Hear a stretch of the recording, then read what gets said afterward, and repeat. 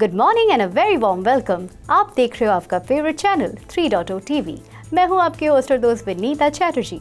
Viewers को comprehensive update provide करने के लिए क्रिप्टो टीवी हुआ 3.0 टीवी में रीब्रांड।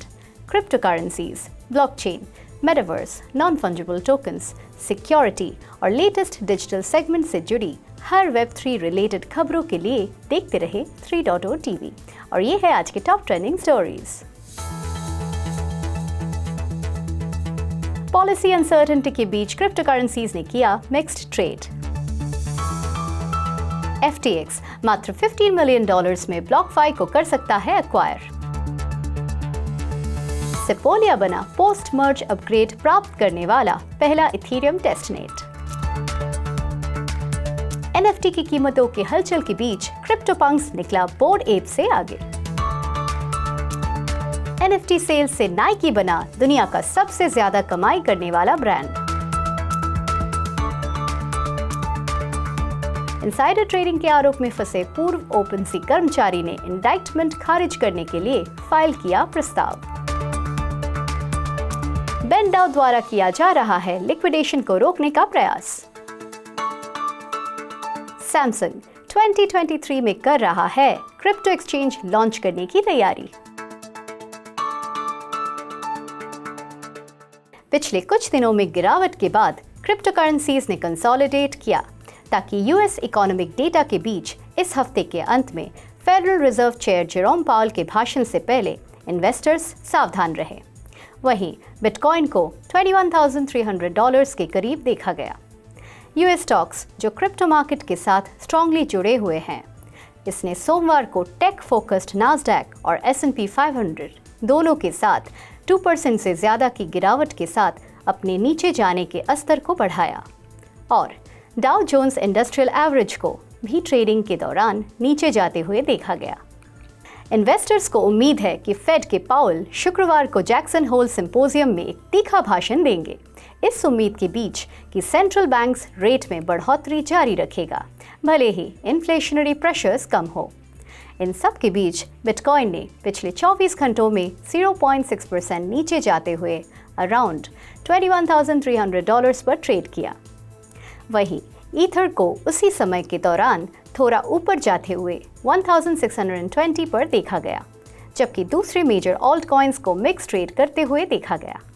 एक रिपोर्ट में कहा गया है कि अगर क्रिप्टो लेंडर निर्धारित परफॉर्मेंस टारगेट्स को पूरा करने में विफल रहता है तो सैम बैंकमैन-फ्राइड के लीड वाला FTX $15 मिलियन से कम के लिए ट्रबल्ड BlockFi को खरीद सकता है, जो पहले की गई मिनिमम प्राइस की ऑफर है।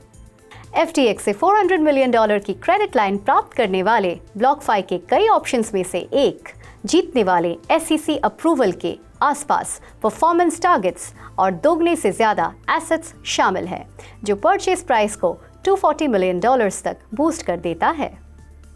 BlockFi को यील्ड प्रोडक्ट के लिए US securities and exchange commission का अप्रूवल लेने की आवश्यकता होगी, जो क्रिप्टो को हायर रेट पर उधार देकर डिपॉजिटर्स के क्रिप्टो पर इंटरेस्ट जनरेट करेगा और तब तक FTX अपने ऑप्शंस को खरीदने के लिए एसेट्स को कम से कम $10 बिलियन तक बूस्ट कर देगा। ये बातें कंपनी की रिपोर्ट में कही गई है। सेपोलिया, एक इथेरियम टेस्ट नेटवर्क चेन को 22 अगस्त को 301 UTC पर किसी भी Ethereum proof of stake testnet पर पहला पोस्ट मर्ज अपडेट रिसीव हुआ है। अपडेट 17 अगस्त के लिए स्केड्यूल्ड किया गया था, लेकिन कुछ ऑफलाइन वैलिडेटर्स को नेटवर्क से फिर से कनेक्ट करने की अनुमति देने के लिए इसमें 4 दिनों की देरी हुई है। इथेरियम मर्ज की प्रिपरेशन में जो मिड सितंबर में होने की उम्मीद है, कई टेस्ट नेटवर्क्स मर्ज प्रोसेस से गुजरे और प्रूफ ऑफ वर्क से प्रूफ ऑफ स्टेक में बदल गए हैं। 6 जुलाई को इनमें से एक टेस्टनेट सेपोलिया सक्सेसफुली अपनी proof of stake beacon chain के साथ मर्ज हो गया।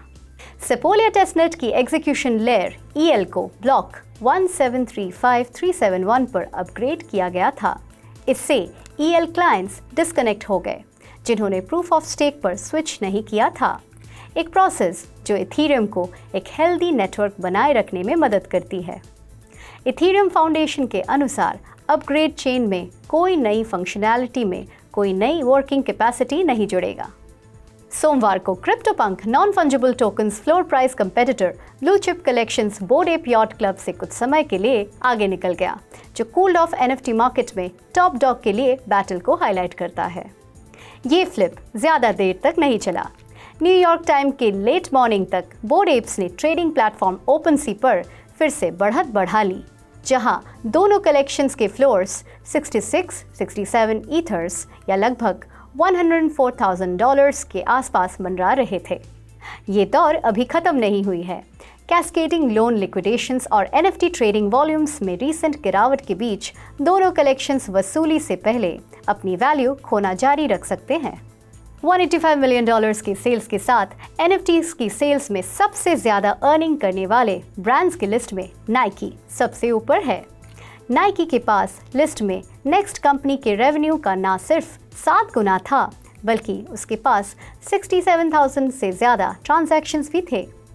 दूसरे एथलेटिक्स और फैशन कंपनीज लिस्ट में टॉप 5 स्पॉट्स पे हावी रहे। डोल्चे एंड गबाना, निफ्टी और गुची रिस्पेक्टिवली $25 मिलियन, $12 मिलियन और $11 मिलियन के टोटल रेवेन्यू के साथ दूसरे और तीसरे स्थान पर आए। वहीं डोल्चे एंड गबाना के पास 9,000 से ज़्यादा ट्रांजैक्शंस है, गुची के पास लगभग 4,000 ट्रांजैक्शंस है और टिफनी ने सिर्फ 74 ट्रांजैक्शंस से वो अमाउंट अर्न कर ली है। आदिदास टोटल रेवेन्यू में $10 मिलियन के साथ 5वें स्थान पर रहा, लेकिन 51,000 से ज़्यादा के ट्रांजैक्शंस की उसकी सबसे बड़ी संख्या थी। सोमवार को दायर एक प्रस्ताव के अनुसार non fungible token marketplace OpenSea के फॉर्मर प्रोडक्ट हेड नेट चेस्टन ने एक यूएस कोर्ट से पॉपुलर प्लेटफॉर्म पर एनएफटीज की सेल से जुड़े इनसाइडर ट्रेडिंग चार्जेस को खारिज करने के लिए कहा है।